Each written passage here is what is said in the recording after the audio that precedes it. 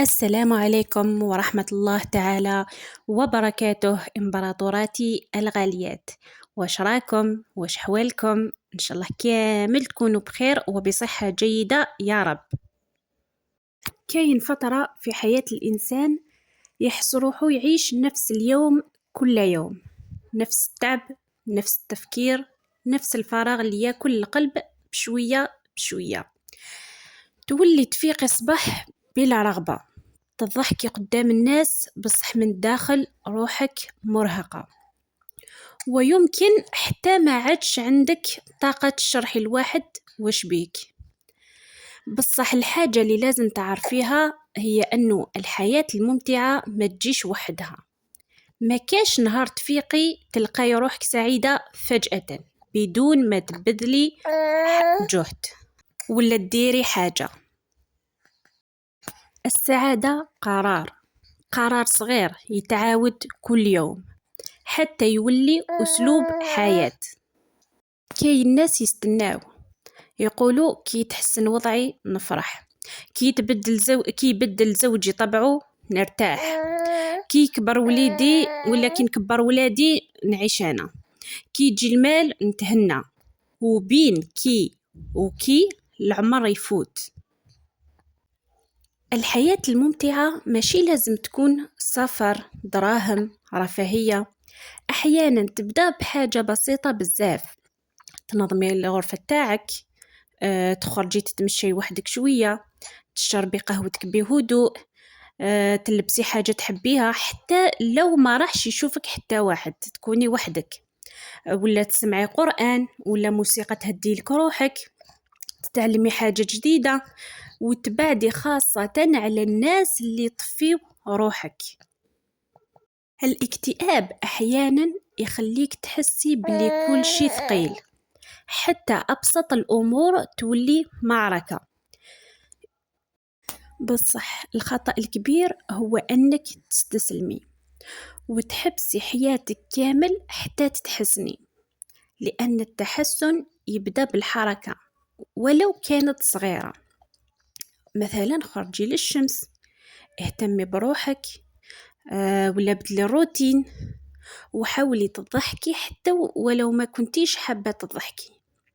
قاربي من الناس اللي يريحوا قلبك، وابتعدي خاصة على كل شخص يخليك تحسي أنك قليلة أو بلا قيمة.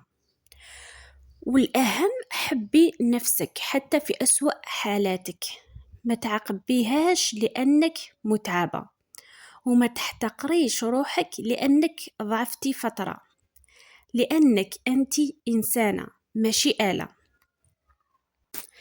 كاين بنات من برا يبانوا عايشين حياة مثالية، بصح من الداخل تلقيهم محطمين.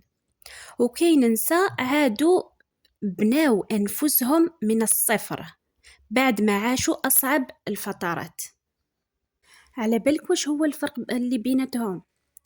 الفرق اللي بيناتهم هو أنه وحدة استسلمت للحزن، والأخرى قررت باش تنقذ روحها بنفسها. سمعيني مليح، ما تستنايش شخص يجي يصلح لك حياتك. الناس بلاك يقدروا يساندوك، بصح الإنقاذ الحقيقي يبدأ منك انتي. بداي بحاجات صغيرة، رتبي نومك، مثلا تولي ترقدي بكري وتنوضي بكري، كولي مليح، اهتمي بالجسم تاعك، خففي المقارنات، ما تقارنيش روحك بالأخريات. كل وحدة كيفاش خلقها ربي، وكل وحدة مميزاتها، وكل وحدة نقاط الضعف تاعها. ما كاش وحدة كاملة ولا وحدة مثالية. وحبسي متابعة كل شيء يدير لك ضغط نفسي. أي حاجة تدير لك ضغط نفسي حبسيها، وكل يوم ديري حاجة تخليك تحسي أنك عايشة، ماشي فقط موجودة، تحسك باللي راكي عايشة صح. لأن أسوأ شيء ماشي الاكتئاب، أسوأ شيء هو أنك تتعودي على الحزن حتى يولي شيء طبيعي فيك. حبيبتي الغالية، الحياة قصيرة بزاف باش نعيشوها كامل حزن وخوف وضغط. اصنعي لنفسك لحظات جميلة حتى ولو بسيطة، يعني بالحاجة اللي عندك، بالحاجة اللي كاينة عندك، ماشي لازم حاجة كبيرة، ولا بأبسط الأمور. مثلا شري ورد لروحك، شري هدية لروحك، ضحكي مع ولادك، جوزي معاهم، لعبي معاهم كشغل راكي مازلتي صغيرة. آه، يعني والله الأولاد فرصة جديدة، فرصة واحدة أخرى، لازم نستغلوها، شغل نعيشوا معاهم الحوايج اللي فاتونا كي كنا صغار. اغتنمي الفرصة حبيبتي، ومنها تصنعي ذكريات شابة لولادك كي يكبروا يتفكروها. مثلا طبخي أكلة تحبيها، قولي كلام طيب وجميل لنفسك. مثلا يوصل عيد ميلادك واحد ما تفكرك تفكري روحك، ديري عيد ميلاد لنفسك، فرحي روحك. منين داك خرجي روحك، عرضي روحك تفطري برا.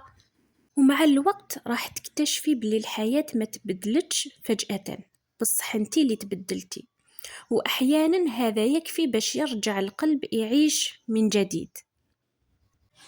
حبيباتي، وصلنا لنهاية الفيديو، نتمنى يكون أعجبكم وتكونوا استفدتوا منه ولو شوية. نتلاقاو في الفيديو القادم بإذن الله تعالى. أستودعكم الله الذي لا تضيع ودائعه، والسلام عليكم ورحمة الله تعالى وبركاته.